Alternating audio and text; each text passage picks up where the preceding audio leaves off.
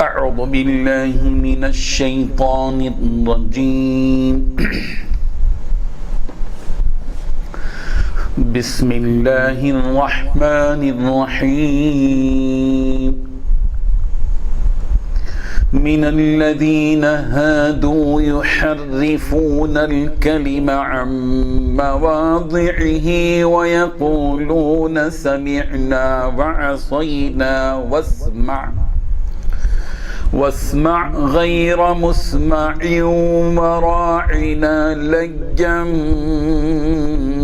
بألسنتهم وطعنا في الدين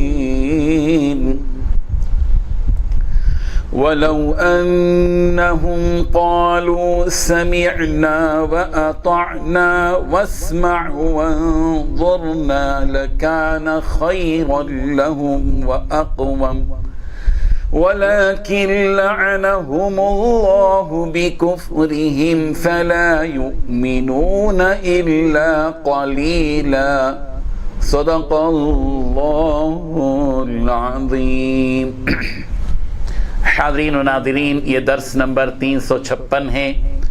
سورہ نساء کی آیت نمبر 46 کی تلاوت کی گئی.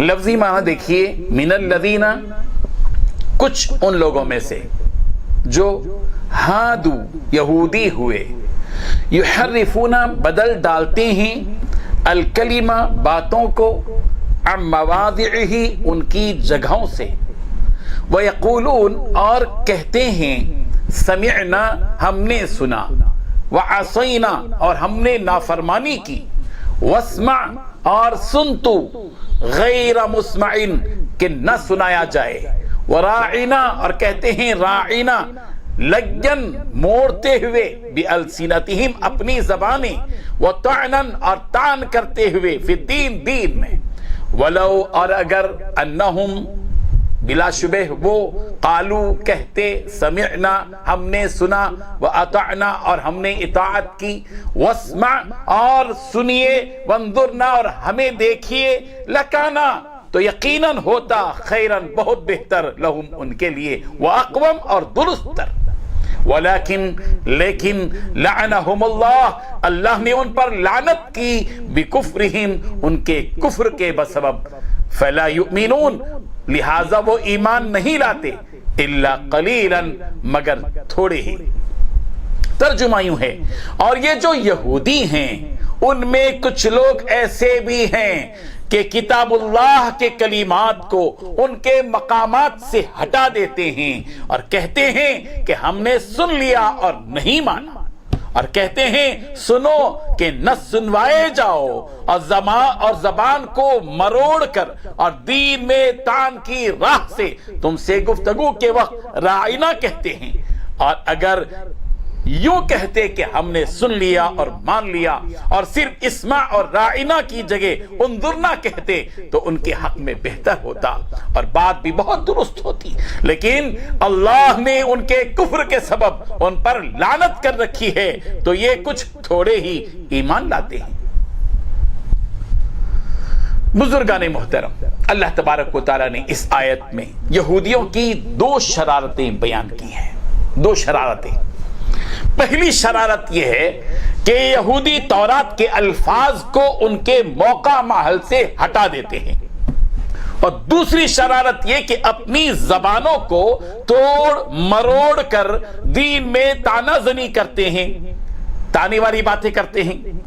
سمعنا و اطعنا کہنے کے بجائے سمعنا و عصینا کہتے ہیں، اسمع وانظرنا کے بجائے اسمع غیر مسمع کہتے ہیں. نعوذ باللہ من ذالک. تیسری بات یہ اللہ تعالیٰ نے اس آیت میں بتا دی کہ اللہ تعالیٰ نے ان کے اس کفر کی وجہ سے ان پر لعنت کی. چوتھی بات اللہ تعالیٰ نے بتائی کہ ان میں سے بہت کم لوگ ہیں جو ایمان لاتے ہیں.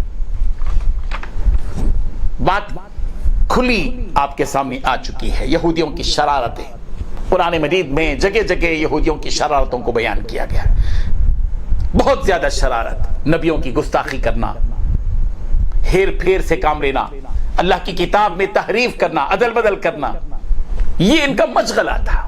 خیانت کرنا، حق بات کو چھپانا، تلبیس سے کام لینا، التباس کرنا، خلط ملط کرنا، توڑ مروڑ کر باتوں کو پیش کرنا، یہ ان کی عادت تھی، ان کی گھٹی میں یہ بات پڑی ہوئی تھی۔ اللہ تعالیٰ نے اسی حقیقت کو اس آیت میں بیان کیا ہے، الم ترا، کیا آپ نہیں دیکھتے، الی الذین، ان لوگوں کی طرف کہ اوتوا نصیبا، کہ اللہ تبارک و تعالیٰ نے فرمایا من الذین ہادوا، یہودیوں میں سے بعض وہ ہیں کہ یحرفون الکلم عن مواضعہ، کہ اللہ کے کلام کو اس کی جگہ سے ہٹا دیتے ہیں، تبدیل کر دیتے ہیں، بدل ڈالتے ہیں، الکلمہ باتوں کو، عن مواضع ان کی جگہوں سے، اور وَيَقُولُونَ، اور جو کہتے ہیں نبی کے دربار میں آ کر گستاخی کرتے ہیں، الفاظ کو توڑ مروڑ کر، سمعنا و اطعنا کے بجائے سمعنا و عصینا کہتے ہیں۔ سامنے والا کو بڑے آدمی سے کہتے ہیں کہ ہم نے آپ کی بات سن لیا، ہم نے مان لیا، اطاعت کی ہم نے، اس کے بجائے سمعنا و عصینا کہتے تھے، ہم نے سن لیا اور ہم نے نافرمانی کی۔ اس قدر گستاخ تھے یہ یہودی۔ اور واسمع غیر مسمعین کہتے تھے، واسمع وانظرنا کہنے کے بجائے سنیے، ہماری طرف توجہ دیجیے کہنے کے بجائے اس میں بھی توڑ مروڑ سے کام لیتے تھے۔ واسمع غیر مسمعین، سنو، سنیے، ایسا کہ سنایا نہ جائے، اس قسم کی توڑ مروڑ کر باتیں کہتے تھے۔ اور رائنا کا لفظ استعمال کرتے تھے، رائنا ہماری رعایت کیجیے، مگر تھوڑا سا اس میں کھینچ کر بولتے تھے، گستاخی کرتے تھے نبی کی، رائنا کہتے ہمارا چرواہ، نعوذ باللہ من ذلک۔ اس طرح کی ان کی گستاخیوں کو اللہ تعالیٰ نے بیان کرنے کے بعد اللہ تعالیٰ فرماتے ہیں کہ ان کے اس کفر کی وجہ سے، کہ نبی کی گستاخی کفر ہے، اور ان کے اس کفر کی وجہ سے اللہ تبارک و تعالیٰ نے ان پر لعنت کی ہے، اور بہت کم لوگ ہیں ان میں سے جو ایمان لاتے ہیں۔ اللہ تبارک و تعالی ہم سب کو نبیوں کی گستاخی کرنے سے، توڑ مروڑ سے کام لینے سے، اور اللہ کے کلام میں خلط ملط کرنے سے، تلبیس کرنے سے، اس میں تبدیلی کرنے سے بچائے۔